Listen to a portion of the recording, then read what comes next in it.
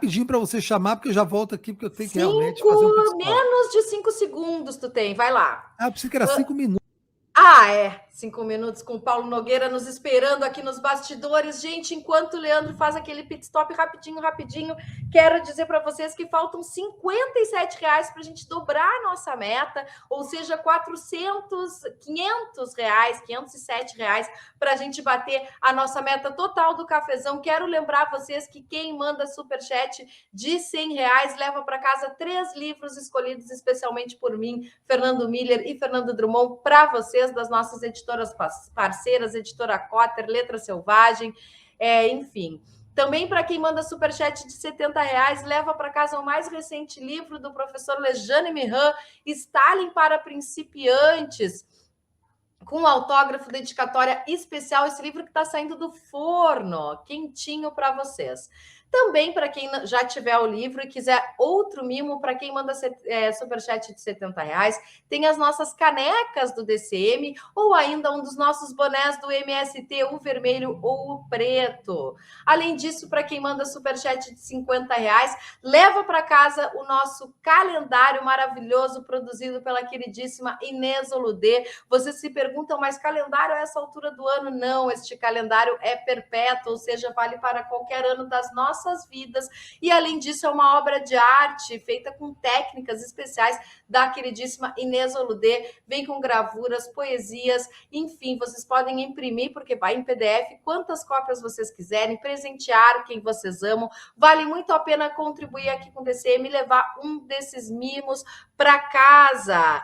Quero também lembrar que para vocês usarem e abusarem das nossas ferramentas de engajamento, curtam muitíssimo essa live, compartilhem, não esqueçam de se inscreverem no canal e de chamar todo mundo que vocês conhecem para fazer o mesmo. A inscrição de vocês é muito importante para a gente colocar o DCM no mundo, furar a bolha do YouTube. E James Mais manda aqui superchat, mas a exploração da Foz da Amazonas já é feita pelo lado da Guiana, reservas viáveis, mas a logística é cara ainda. Existem outras fronteiras mais viáveis. Quem mais está por aqui? Vão chegando, vão curtindo, compartilhando. Daqui a pouquinho está conosco Paulo Nogueira Batista. A gente tem muita coisa para conversar com ele. Ele tem pouco tempo e eu estou só esperando Leandro Fortes voltar do seu pit stop para a gente chamar o Paulo aqui para nossa live. Aí, voltou Leandro Fortes, bora lá. Vamos botar um casaquinho, você sabe que velho sente frio, né? Não, tá friozinho, tá friozinho. Então, bora lá chamar Paulo Nogueira Batista para conversar conosco, Leandro. Agora, né? Agora. Só se for agora. Bom dia, Paulo. Seja bem-vindo ao Café da Manhã. Bom dia, Paulo. Prazer enorme ter você conosco, como sempre, aqui no Café da Manhã, viu? Paulo, inclusive é o seguinte, antes de fazer qualquer pergunta, eu queria comentar contigo, vou até procurar, eu quero botar um vídeo aqui, porque eu pedi, inclusive, para te chamar hoje, ou o dia que você pudesse vir, porque eu vi uma reação sua, você até muito dura, a um vídeo, né, a uma fala do Haddad, acho que do Congresso Nacional, e que você falou assim, olha, a terceira via não chegou nem ao segundo turno em 2022, mas levou o Ministério da Fazenda, é uma pergunta que você faz, ou estaria sendo injusto? Eu queria mostrar o vídeo junto aqui para todo mundo ver, em seguida entrar nessa discussão contigo, se você me permitir. Só um minutinho, por favor. Está aqui o vídeo, eu peguei até, inclusive, do seu Twitter, que eu fiquei muito impressionado com essa discussão. O emprego vai vir, como está vindo. Aqui o Porque não é um arcabouço fiscal para 2024. É um arcabouço fiscal sério. Pega o comunicado do FMI ontem sobre o Brasil. Comunicado respeitoso sobre os esforços que esse governo está fazendo. Nós temos uma condição enorme de atrair investimentos. Caiu o desmatamento mês passado 60%. Chamou a atenção do mundo. Se a gente tratar esse país com seriedade, os investimentos virão, de nacionais e de estrangeiros. O emprego vai vir, como está vindo. Pega os dados do CAGED. Então, vamos tratar com muita responsabilidade e seriedade, que eu acho que a gente vai chegar lá. Conforme eu falei, nós temos que crescer acima da média mundial. O Brasil não pode se dar ao desleixo de continuar por mais 10 anos, crescendo abaixo da média mundial. Nós estamos debatendo o Brasil. Não estamos debatendo causas pessoais. Estou defendendo o meu país, com respeito, com dignidade. Não é um arcabouço. Eu fiz questão de mostrar logo a quente esse vídeo e tal, para a gente discutir, porque nós temos, inclusive, pouco tempo para conversar contigo, mas eu tenho acompanhado as suas críticas ao arcabouço fiscal, tenho lido seus artigos, enfim, eu queria muito que você comentasse essa reação que você teve no Twitter, que me chamou muita atenção, que é de que, sim, a terceira via não chegou nem ao segundo turno e parece que recebeu o Ministério da Fazenda de mãos beijadas. É essa a impressão que você tem mesmo, Paulo? Eu perguntei no tweet que eu fiz, estou sendo injusto? Porque eu não tenho certeza nessa avaliação. O que me chama a atenção em certos posicionamentos do ministro da Fazenda é um toque de terceira via, que apareceu muito claramente, no meu modo de ver, nesse trecho que você colocou no ar aí. Mas quando eu disse estou sendo injusto, algumas pessoas disseram sim, você está sendo injusto porque você está tirando essa manifestação do ministro de um contexto mais amplo, de um debate mais amplo que ele fez na Câmara, em que ele foi muito bem sucedido. Deixa eu dizer, Leandro, eu acho o seguinte, os economistas, quando criticam, quando avaliam a política econômica, têm que ser também modestos, porque nós não entendemos bem o funcionamento da economia, nem muito menos temos capacidade de prever. Então, o teste desse chamado arcabouço fiscal vai ser o teste do crescimento. Se ele for compatível com algum crescimento econômico, com a distribuição da renda nacional, com a desconcentração da renda, algumas dúvidas que vários outros economistas estão levantando, vão se mostrar menos relevantes. Agora, se a economia não crescer, que é uma possibilidade, mas não é uma fatalidade, aí sim o Haddad e outros formuladores dessa política econômica terão de dar explicações. Então, o futuro dirá. Eu tenho dúvidas que nós podemos até discutir, dúvidas sobre a validade das medidas que foram tomadas pela área econômica do governo. Mas reconheço que essas dúvidas não são dúvidas que possam ser afirmadas categoricamente como dúvidas que representam a derrota do esquema. E eu estou torcendo para o Haddad, torcendo para o Lula, porque o Brasil precisa do sucesso desse governo. E eu não quero que a economia venha atrapalhar o sucesso tão indispensável desse governo para o país. Né? Você não tem a certeza, digamos assim, de que o sucesso desse governo depende exclusivamente do sucesso da economia? Depende, mas não exclusivamente. Depende, assim, de maneira muito importante, porque por mais paciente que seja o povo brasileiro, eu acho que até paciente demais, se a economia crescer 1%, menos, depois de novo 1%, o desemprego não caiu, até crescer, aí vão perguntar ao Lula, cadê a picanha que você prometeu, né? Não é? O Lula tem certeza que tem consciência disso. Eu pergunto, de que adianta agradar Wall Street, agradar Faria Lima, se não se agrada, se não se atende à demanda legítima do povo brasileiro que elegeu esse governo? Eu vejo no Haddad, às vezes, uma preocupação excessiva em atender os reclamos da ala mais conservadora da sociedade. Não é? Vou te dar um exemplo de algo duvidoso que ele disse nesse pequeno vídeo aí. O que ele disse? Nós vamos ser responsáveis e, com isso, vamos atrair investimentos privados, internos e externos. Como se a retomada brasileira dependesse de investimento privado. Não me parece que seja verdadeiro isso. A experiência mostra que o investimento privado acompanha a retomada, que, por sua vez, é desencadeada pela política pública, pela política fiscal, pelo Estado. Não é? Essa é a experiência brasileira e internacional, no meu entender. Né? Então, ele está caindo um pouco, a meu ver, naquela ilusão que os economistas keynesianos chamam de fada da confiança. Eu gero uma política responsável, particularmente fiscal responsável. O setor privado fica confiante, investe, a economia cresce. Essa narrativa tem sido muito pouco amparada na prática, entende? Também eu pergunto para o arcabouço o seguinte, ele impede a economia de crescer, impede a ação do Estado para promover o crescimento? Essa é a questão decisiva que tem que ficar clara para nós. Né? do projeto em si, principalmente depois que entrou as emendas propostas pelo relator, o deputado Cajado, esqueci o primeiro nome dele agora, da Bahia, que criam aqueles gatilhos que, de certa forma, impõem uma discussão, que, segundo ele, virá mais para frente, sobre criminalização do governo, sobre sanções e punições ao governo quando ele não atingiu o superávit primário, inclusive na questão de crime de responsabilidade para o presidente da República e de congelamento de concursos públicos, de aumentos salariais. Essa tendência a agradar a elite econômica, ao poder econômico, e essa coisa que você fala da necessidade de aceitação pela Faria Lima. Aliás, você criou um termo que eu achei maravilhoso, chama Patifaria Lima. Isso não tem sido um entrave histórico da esquerda brasileira em relação às tomadas das medidas necessárias na área econômica, Paulo? Leandro, é muito complexa essa questão do arcabouço, viu? Na minha opinião, ele veio para o Congresso, no projeto de lei enviado pelo governo, já muito travado. E, como seria de esperar, o Congresso introduziu travas adicionais. Por quê? Porque o Congresso reflete a Faria Lima, que elege, que financia campanhas, entende? Então, a Faria Lima está presente no mercado, está presente no Congresso. Eu até esperava que o Haddad tivesse costurado mais as lideranças do Congresso para que não surgissem tantas travas novas.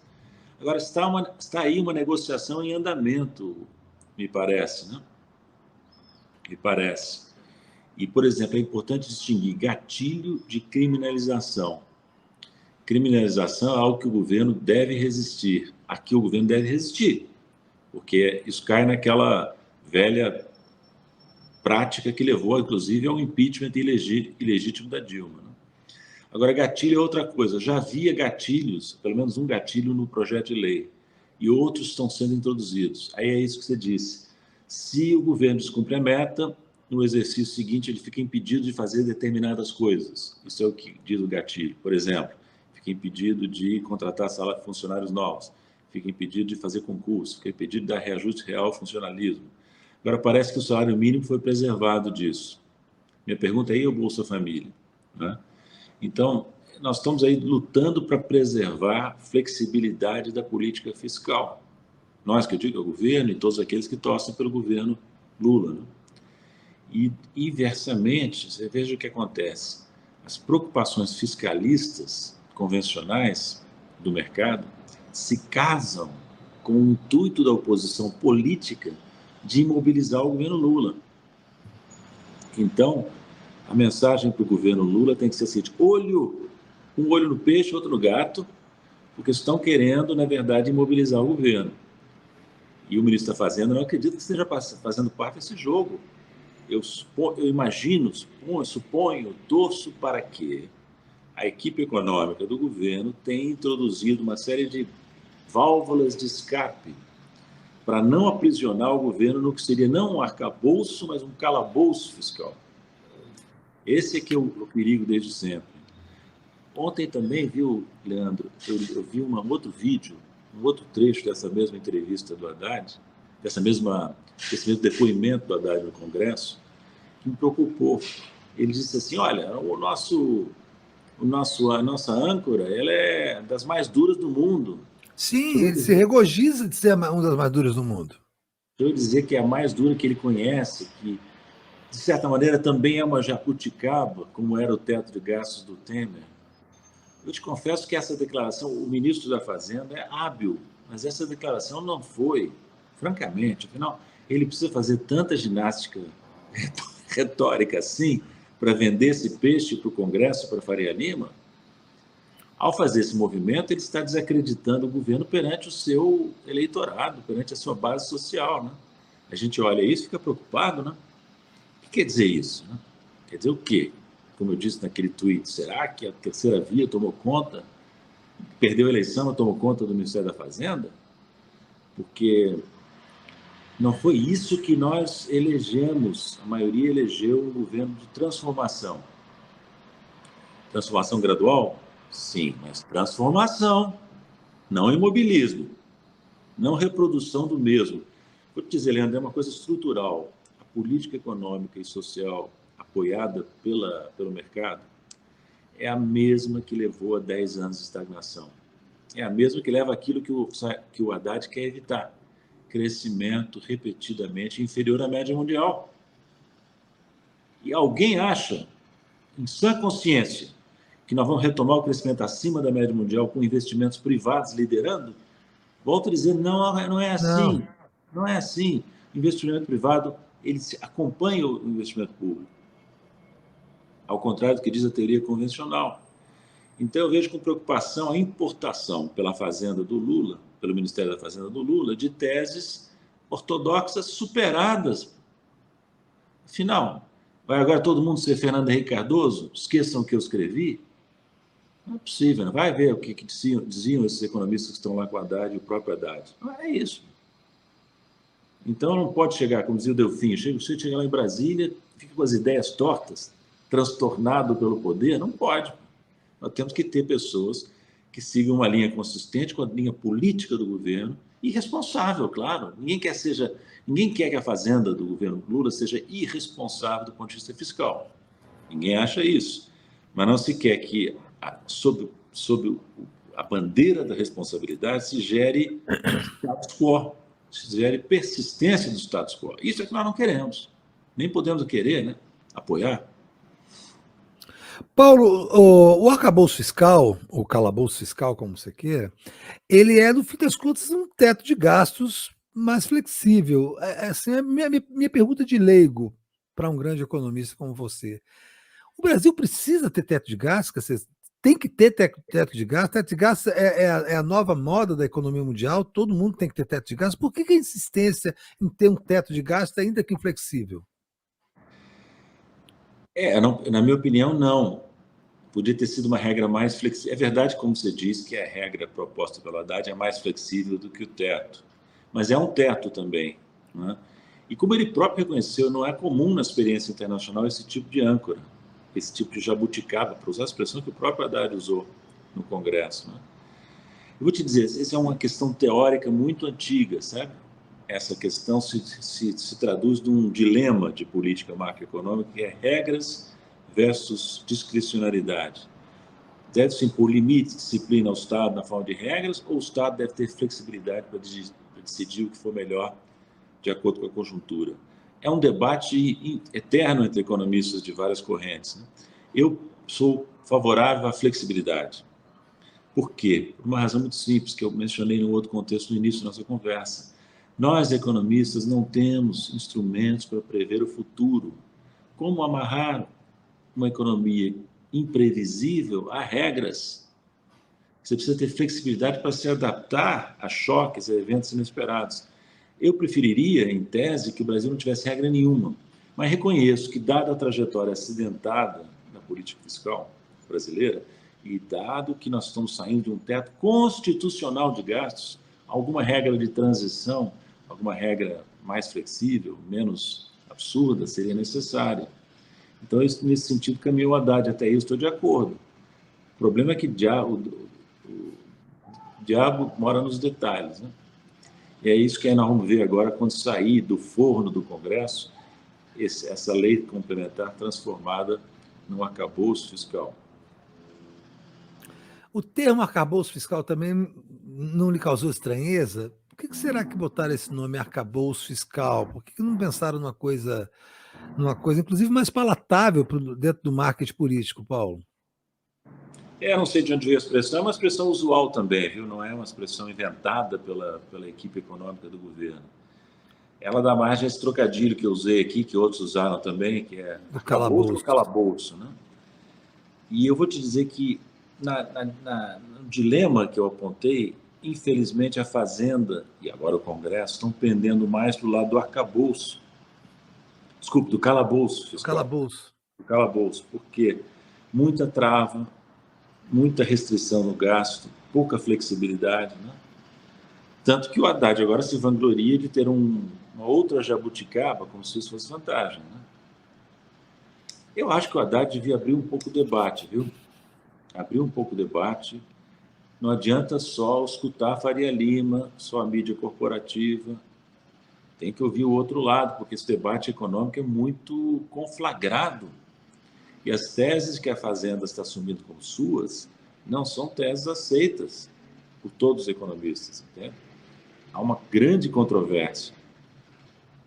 Eu teria preferido, Leandro, um esquema fiscal mais simples. Agora, eu reconheço que tem uma pergunta que não quer calar. Um esquema fiscal mais simples, mais flexível, passaria pelo Congresso? Isso. Essa que é a questão, né? Então, eu reconheço que a tarefa que se coloca para o governo Lula não é fácil. É uma tarefa de governar um país que veio de um desastre, com uma base parlamentar não consolidada.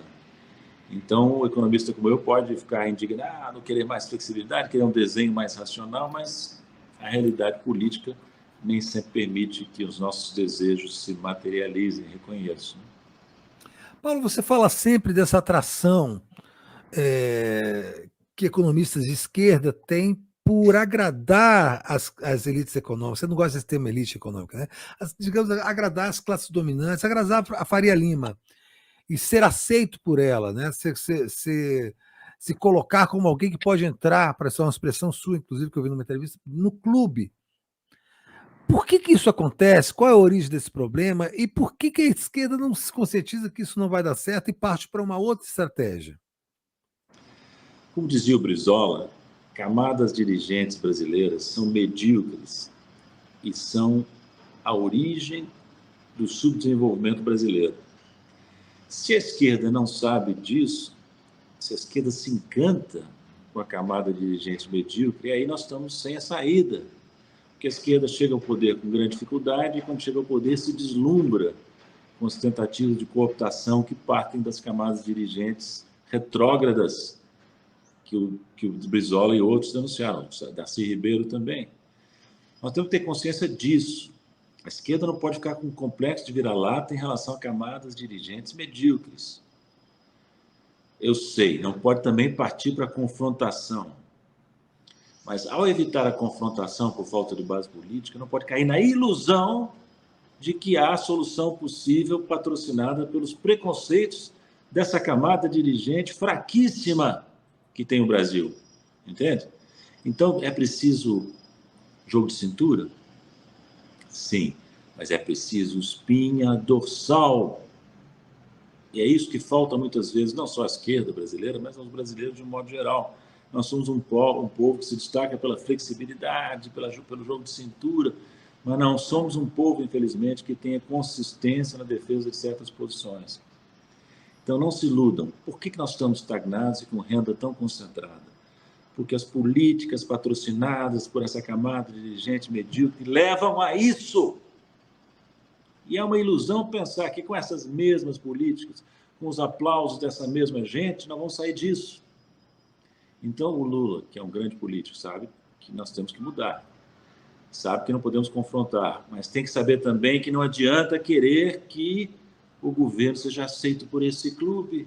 Esse clube só tem gente medíocre, não queremos entrar nele. Não devemos buscar a entrada nele. Entende? É como no Rio de Janeiro. No Rio de Janeiro tem o Country Club. É um clube decadente. É um clube de ricos que foram ricos. Gente poderosa que foi poderosa. Essa metáfora do Country Club serve para o Brasil inteiro, para a camada dirigente brasileira inteira. O que nós esperamos do Lula, da sua equipe, é renovação.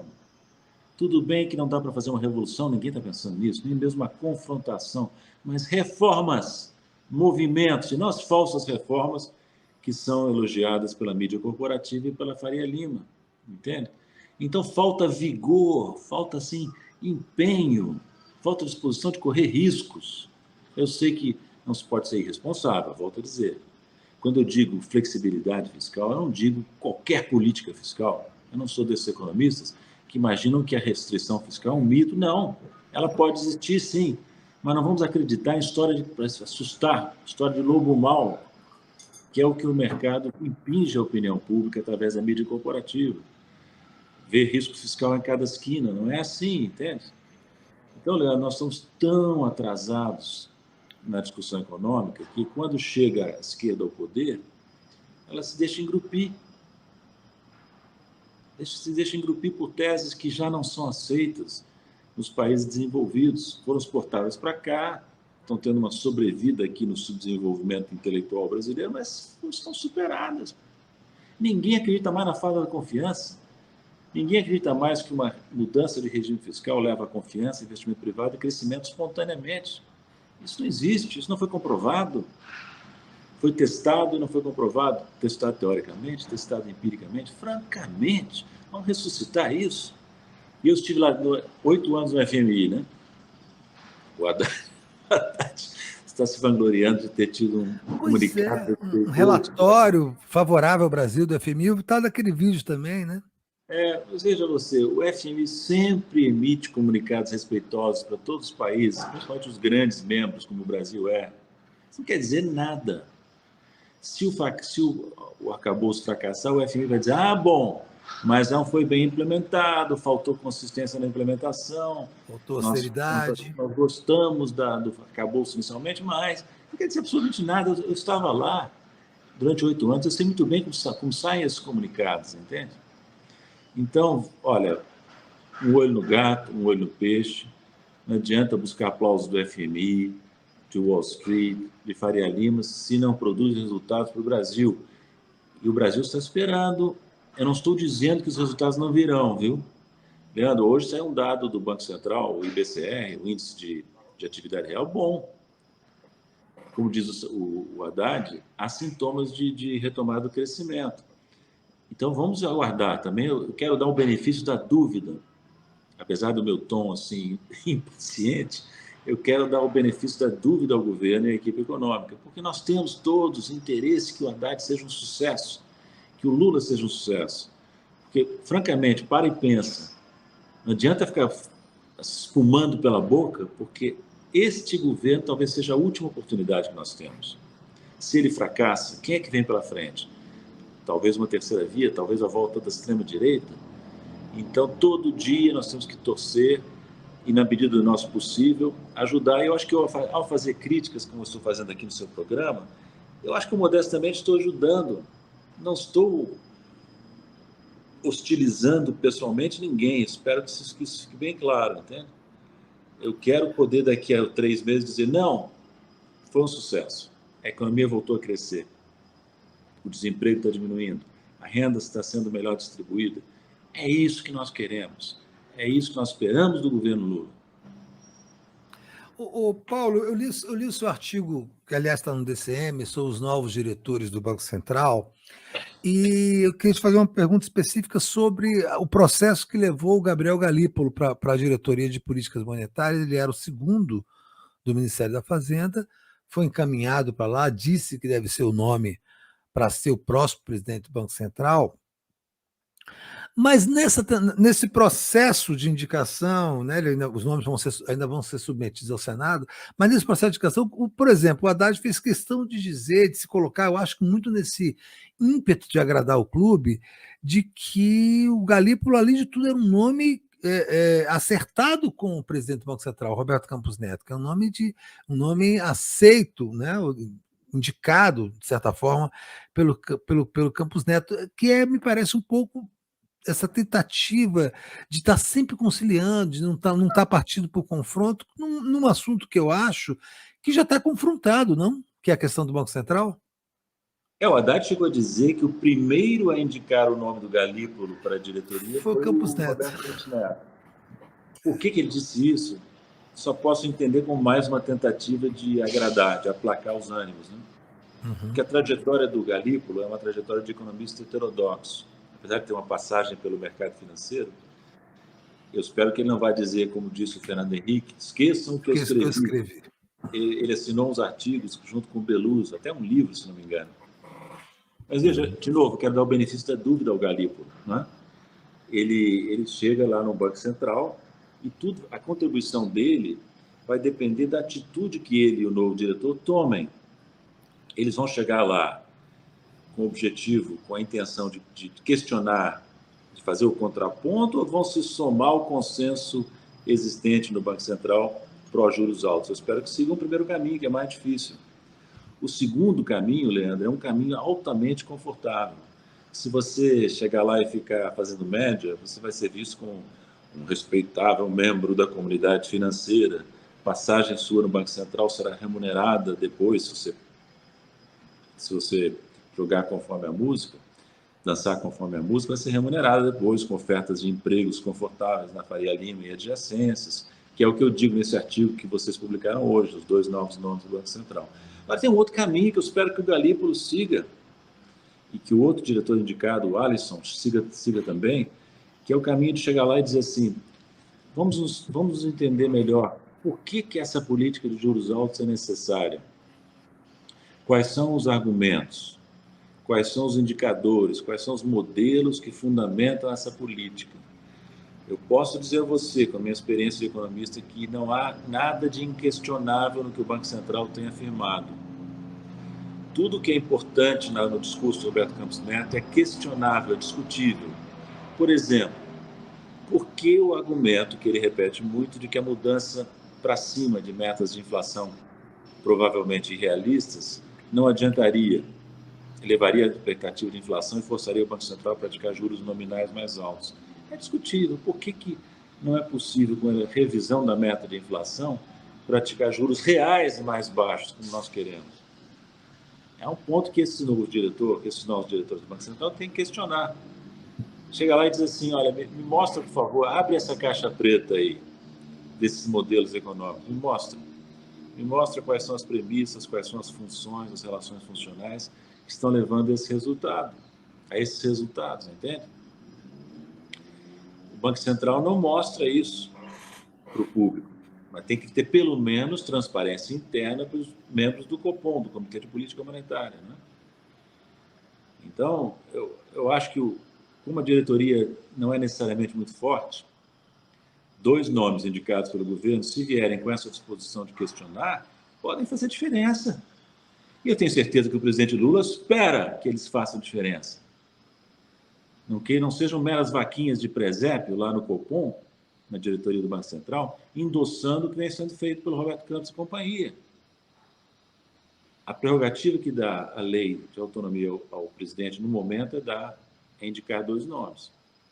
Não pode jogar fora essas indicações com nomes que vão ser meros auxiliares de um consenso que é hostil ao crescimento. E hostil, Leandro, repara só, essa política de juros altos não só obstrui o crescimento, como desequilibra as finanças públicas, porque aumenta o custo da dívida pública.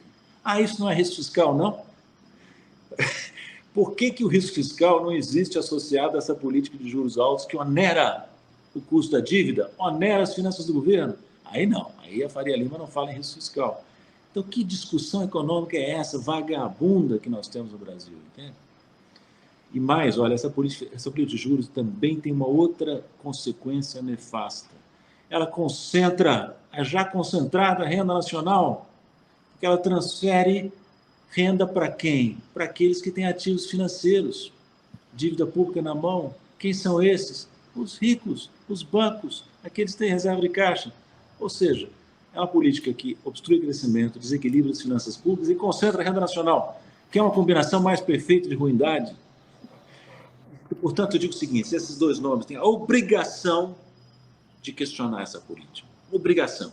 Se não questionarem, estarão em falta com o presidente que os indicou, em falta com os eleitores que elegeram Lula. Por isso, a responsabilidade desses novos diretores é muito grande. Então, vamos ver como eles vão se comportar lá no Banco Central. Você falou uma coisa nesse artigo muito interessante, eu já tinha ouvido você falar isso em outras entrevistas, que é a maneira reverencial que a mídia brasileira, o chamado jornalismo econômico. Você sabe que o Delfim Neto tem uma frase assim, definitiva sobre o jornalismo econômico brasileiro, né? Ele diz que nem é uma coisa, nem outra. E como esses nomes, essa camada medíocre que você cita, esses economistas, essas figuras tipo Meirelles e companhia, são reverenciados, são colocados pela mídia, pelo jornalismo econômico, como referências para a sociedade, e de que você acha que isso é uma coisa deletéria. Eu queria que você explorasse um pouquinho mais isso, porque é um assunto que me interessa muito, inclusive como jornalista. Leandro, o que se chama de jornalismo econômico no Brasil não é nem jornalismo nem econômico, acho que foi isso que define isso, né? Delfim falou, não é uma coisa nem outra. Eu digo que uma das chaves para nós superarmos o nosso subdesenvolvimento histórico é parar de reverenciar figuras como Meirelles, como Roberto Campos Neto, como Ilan Dolphin. São soldadinhos de chumbo que reproduzem o mesmo discurso e defendem os mesmos interesses, que são estagnacionistas e concentradores de renda. Então, veja, por exemplo, o Haddad, muito superior a seus antecessores, muito superior a Meirelles, muito superior a Joaquim Levy, muito superior a Paulo Guedes. Nós queremos que essa qualidade superior do quadro indicado pelo Lula se traduza numa mudança real de política, né? Porque não pode fazer o que o Palocci fez, que foi imitar a política do Malan, lembra? Sim.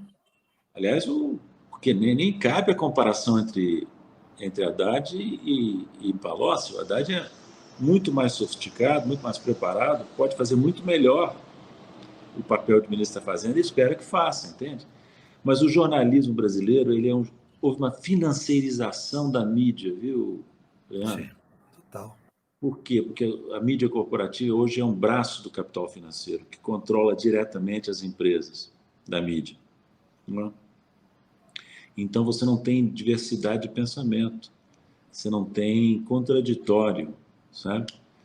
Se você, por exemplo, chama um economista heterodoxo para debater com um economista ortodoxo, aí sim você tem uma oportunidade que você dá ao telespectador, ao leitor de jornal, para formar uma opinião. Mas não é o que acontece, são as mesmas figurinhas carimbadas que são chamadas para dizer as mesmíssimas coisas, não comprovadas, frágeis, sabe? Nas poucas vezes em que o economista ortodoxo é submetido a uma crítica heterodoxa, ele tem dificuldades, né? Coloca um Armínio Fraga para debater com um Guido Mantega, como aconteceu na eleição de 2014, não sei se você lembra. Lembro. Eu estava trabalhando amplamente. Por quê? Porque o Armínio não é um sujeito inteligente, mas ele está acostumado a chegar lá na televisão e falar a sua sabedoria sem qualquer contestação. Se de repente ele tem que debater com alguém, ele não está acostumado mais, está viciado em dar a sua mensagem unilateral. Então faz muita falta no Brasil o jornalismo econômico, muita falta no Brasil o debate econômico verdadeiro que desapareceu da mídia corporativa. Ele sobrevive aqui no DCM, em canais semelhantes da mídia alternativa, né? Aliás, eu espero que o governo Lula, você me diga se está acontecendo isso já, prestigie a diversificação da opinião na mídia, prestigiando os canais independentes como esse seu e outros. Como é que está a política de comunicação do governo Lula? Se iniciou um processo ainda tímido de inserção da chamada mídia independente, de canais como o DCM, o Dusco-A7, Fórum, GGN, de inserção no processo de comunicação. Quer dizer, para dar um exemplo clássico, nós estamos sendo agora convidados para as coletivas com o presidente Lula. Não existia isso. Nós participamos como jornalistas e não como um corpo estranho, não como um corpo exótico, a mídia independente e tal, mas participamos efetivamente. Eu mesmo sou convidado e vou às entrevistas coletivas com o presidente Lula e com outros ministros. Por exemplo, eu agora sou chamado para credenciamento para viagens do Lula, caso eu queira ir e tal. Isso é uma forma interessante. Esse é o processo político. Há um processo também de inserção na questão financeira, né? As mídias independentes estão começando também, ainda timidamente, a participar dos processos de inserção de patrocínio, de publicidade, mas, obviamente, a estrutura que ainda existe, Paulo, a estrutura que não é culpa do governo Lula, né? Mas a estrutura antiga, arcaica, que se tem nessa relação ainda é de intenso financiamento da mídia hegemônica. Isso, obviamente, tende a mudar. Existe uma disposição para a mudança. Veja que esse é um exemplo, mais uma dimensão daquilo que nós dizíamos antes. É uma ilusão, que eu espero que o Lula já não tenha mais, imaginar que essa mídia corporativa vai aceitar o governo Lula como membro, vai ser tolerante com o governo, vai ser equidistante, vai ser neutra. Não vai. ela pode até cooptar o governo inicialmente, mas depois se volta contra ele e mete a faca nas costas. Sim, sempre, sempre. Sempre, né? Você viu o que fez a mídia corporativa com o próprio Lula, e o Lula não vai esquecer disso. Sim. Então, vamos diversificar a aplicação de publicidade oficial? Vamos comparecer, as autoridades vão se dispor a falar não só com a Globo, com o Estadão, com a Folha, mas também com os canais alternativos. Eu vejo que, por exemplo, o Haddad tem comparecido, dado entrevistas a vocês, o que é muito bom. Outros ministros devem fazer o mesmo, né? Prestigiar esses canais, que são canais que lutaram esses anos todos com dificuldades pela diversificação da mídia brasileira, né? E esse esforço tem que ser reconhecido agora que o governo chegou, né? Tá bom, eu acho que a gente já está no nosso tempo. Você tinha falado de 40 minutos, então vou chamar a Maria Fernanda Passos para a gente ler os superchats que chegaram até agora. Mafia, por favor. Vamos sim. O Paulo Eduardo Canhadas contribuindo aqui com o espaço, obrigada. Jorge Trota deixando o seu bom dia. Carol P para fortalecer essa live com mestres. O Raras Putin tem uma pergunta. Paulo, o sucesso da China não impele a mudança do ensino da economia e nas faculdades? Ensinar o fomento chinês em vez do liberalismo? Ele pergunta. Boa pergunta. O sucesso da China é um exemplo, é um contra-exemplo a muitas teses que não são aceitas pela economia ortodoxa, né? É uma economia liderada pelo Estado, com controle de capital, com proteção e subsídios, né? É uma economia que os chineses designam como economia socialista de mercado, né? E não por acaso, que o mercado existe, mas é subordinado a um projeto nacional. Por que essa experiência não é mais influente? Deveria ser, né, no estudo de economia, né? Porque é muito instigante como uma economia que desafia tantos dogmas liberais possa ter sido, até agora, tão bem sucedida década após década. Aqui, Luiz Campos diz, o FMI foi respeitoso. Faça-me um favor, Haddad.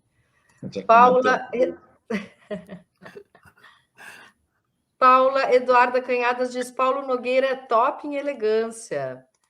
Edelso José Mariano, bom dia. Paulo Nogueira, o que você acha da implantação da moeda única no Mercosul ou até através dos BRICS? Acho mais provável, viu, nos BRICS do que na América do Sul. Por quê? Em resumo, porque os BRICS têm reservas, têm moedas próprias, reservas internacionais altas. Os nossos vizinhos sul-americanos, lamentavelmente, têm alto grau de dolarização, reservas baixas. Então, essa ideia de uma moeda comum me parece mais viável, aliás, está sendo proposta pelos russos, parece mais viável no âmbito dos BRICS do que aqui no âmbito da América do Sul. E aqui tem mais um superchat da Wayne França que diz, para sanar o problema sociológico de alcançar a meta. Ela mandou esse pinguinho. Esses foram os superchats, Leandro. Então, vou passar a palavra para o nosso querido Paulo Nogueira Batista se despedir da gente. Por favor, Paulo, a palavra é sua. Eu vou tomar como gancho essa última pergunta. Por que não metas sociais? Por que não metas de emprego? Por que não metas de distribuição de renda, de desconcentração de renda? Não vale a pena o governo ter só meta de inflação, meta fiscal, e não ter metas numéricas até para a questão social. Essa era a mensagem que eu queria deixar, agradecendo mais uma vez, Leandro, Maria Fernanda, pela oportunidade que vocês me deram de vir aqui debater essas questões econômicas e sociais do Brasil. Nós que agradecemos. Muito obrigado, como sempre, pela presença, Paulo. Um grande abraço, viu? Um abraço para vocês. Um abraço, Tchau. Paulo. Tchauzinho.